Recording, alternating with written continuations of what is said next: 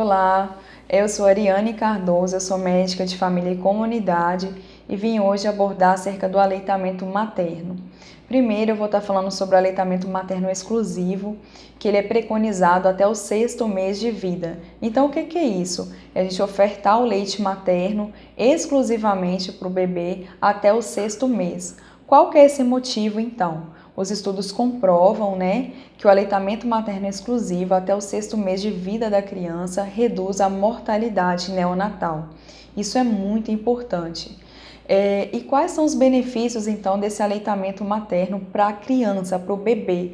Então, além da redução da mortalidade, a gente sabe que o aleitamento materno, ele reduz o risco de infecções gastrointestinais.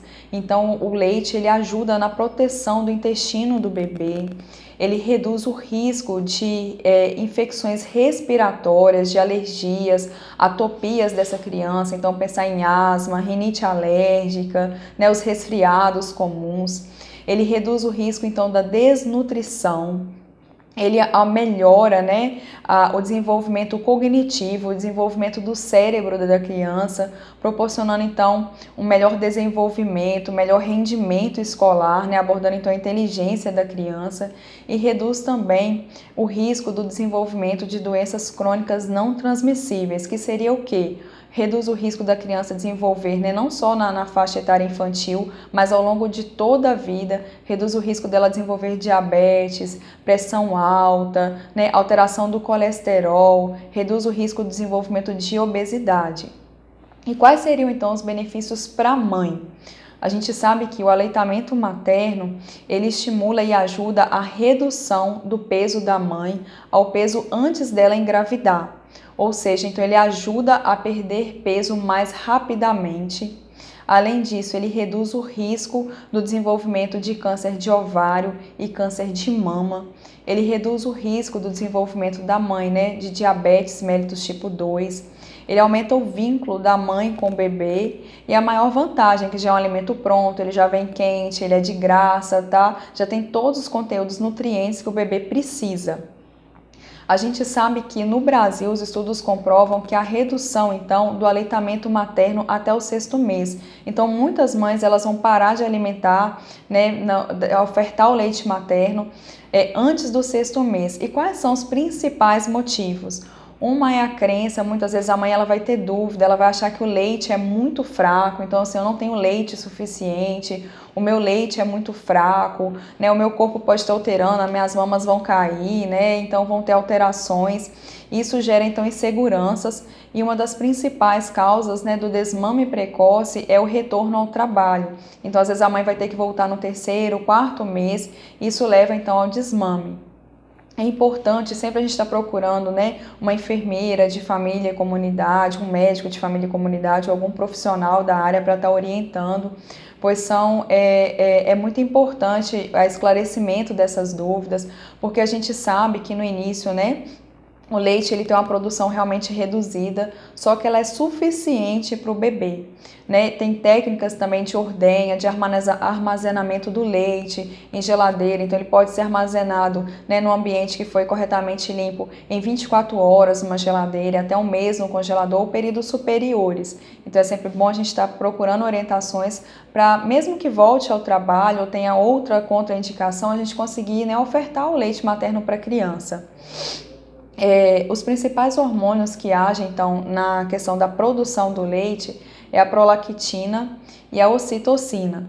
São hormônios então que vão auxiliar não só a produção do leite, mas a ejeção, a saída do leite.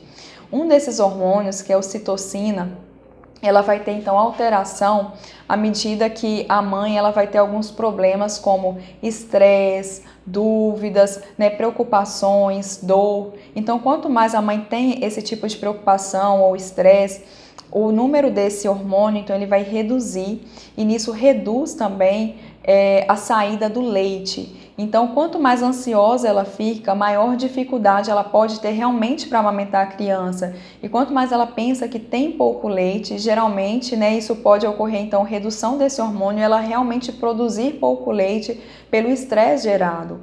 Então a gente sabe que no início, até o 7º dia, a produção do colostro, né?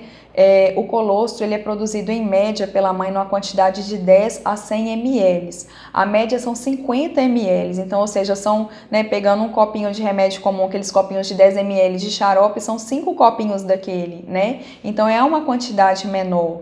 Então isso pra gente olhando, né, avaliando uma quantidade necessária, para um adulto é muito pouco, mas para o bebê é uma quantidade suficiente. Então isso pode realmente nos causar um estresse, achar que é uma pouca quantidade, né? 50 ml, isso não vai sustentar meu bebê, realmente eu produzo pouco leite.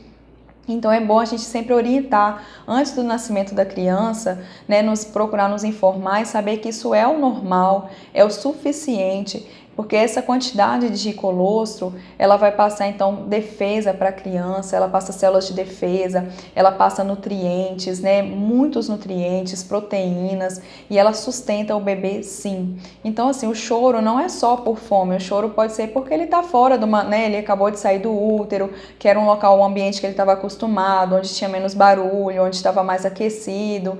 Então o choro pode ser porque, né, tá com a fraldinha suja de cocô, suja de xixi, às vezes ele quer o afeto, ele quer o colinho, então às vezes está com uma dorzinha de barriga, nem sempre choro é fome.